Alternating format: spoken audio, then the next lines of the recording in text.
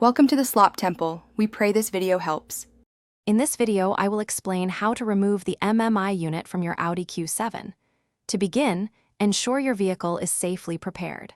First, place your Audi Q7 into the neutral gear position.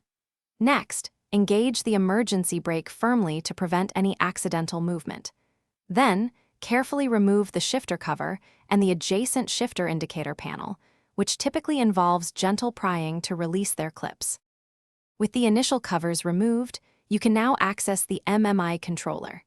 Carefully place your fingers under the shift boot and pull it upwards to detach it. Then, using a non-marring trim removal tool, gently pry around the perimeter of the MMI control panel. There are several clips holding it in place, so take your time and apply even pressure to avoid damaging the plastic components.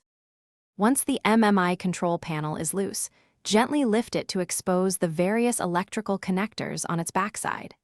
Each connector has a small release tab that you must press before pulling the connector free. Take a moment to note the position and orientation of each cable. This will greatly assist you during the reinstallation process to ensure everything is connected correctly. To fully remove the MMI unit, you will typically find 4 T20 Torx screws holding it in place. Unscrew these.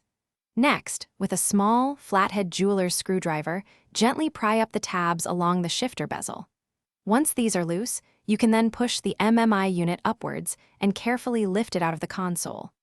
Remember to reverse these steps for reinstallation. Thanks for watching. Consider subscribing if we helped you.